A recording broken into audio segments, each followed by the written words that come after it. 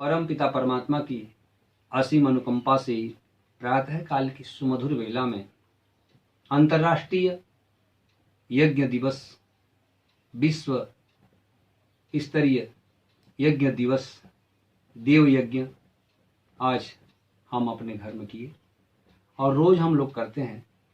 वैसे ही प्रातः और सायं ऋषियों ने और मुनियों ने पवित्र वेद मंत्रों के ऋचाओं से यज्ञ करने को कहा गया है और 16 आहुति प्रातः और सायं अवश्य देकर घी और सामग्री के साथ करना चाहिए।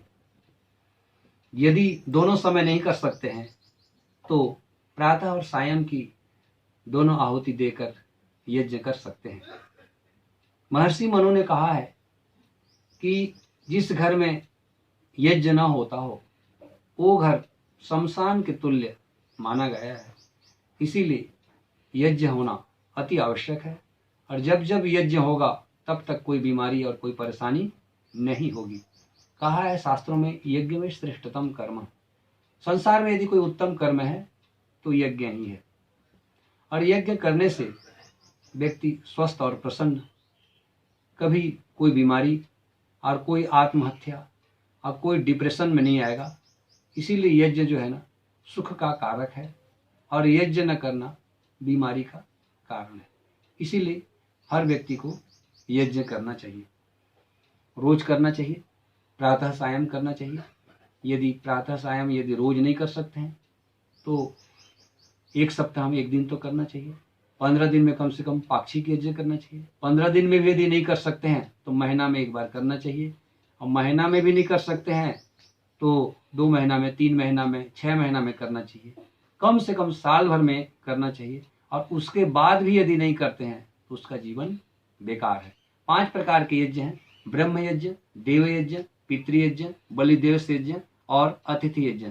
ब्रह्म यज्ञ 3 बजे से लेकर 5 बजे तक जो उठ जाता है, जो विद्यार्थी या जो व्यक्ति, महिला हो चाहे पुरुष हो, जो उठ जाते हैं उस समय ब्रह्म मुहूर्त में ऋषि महर्षि लोग प्रातः काल की सुमधुर बेला में बहुत सुंदर वातावरण रहता है।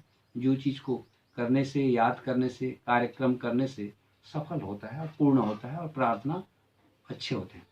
उसके बाद देव यज्ञ, जो अभी हम अग्निहोत्र किए, इसको देव यज्ञ कहते हैं। घी और सामग्री की आवश्यकता होती है और ये आज अमेरिका में अग्निहोत्र यूनिवर्सिटी खोलकर आज रिसर्च कर चुके हैं कि इस यज्ञ के करने से क्या फायदा होते हैं। और उसके बाद आता है तीसरा पितृयज्ञ, माता पिताजी की सेवा करना। और चौथा है बलिदेव यज्ञ, कुत्ता बिल्ली आदि उनका यथा योग्य सत्कार और सेवा करना। 5वां है अतिथि यज्ञ, यस अतिथि नास्ति स अतिथि, मेहमान पहुना कभी भी आ जाए उसका यथा योग्य सत्कार और सम्मान करना। उसके बाद 6वां जो यज्ञ है, मैं स्वयं रिसर्च किया, खोज किया हूँ, वो है स्वाध्याय, खुद का अध्ययन करना। प्रातः 4 बजे से लेकर सायं रात्रि को 9 बजे तक हमने क्या अच्छा किया और क्या बुरा किया, उसमें आत्मचिंतन और निरीक्षण करना, ये 6वां यज्ञ मैं मानता हूँ। इस सबको यदि आप करते हैं तो निश्चित रूप से आपका जीवन सुखमय और मंगलमय होगा। सभी को अंतर्राष्ट्रीय यज्ञ दिवस, विश्व यज्ञ दिवस की हार्दिक बधाई एवं शुभकामनाएं। आचार्य पंडित सुशील कुमार आर्य, छत्तीसगढ़ जन भागीदारी शिक्षक संघ, छत्तीसगढ़ योगा आयोग मास्टर ट्रेनर, आयुष मंत्रालय, भारत सरकार, योगा मास्टर ट्रेनर, MSW, विद्या रत्न। धन्यवाद। नमो नमः।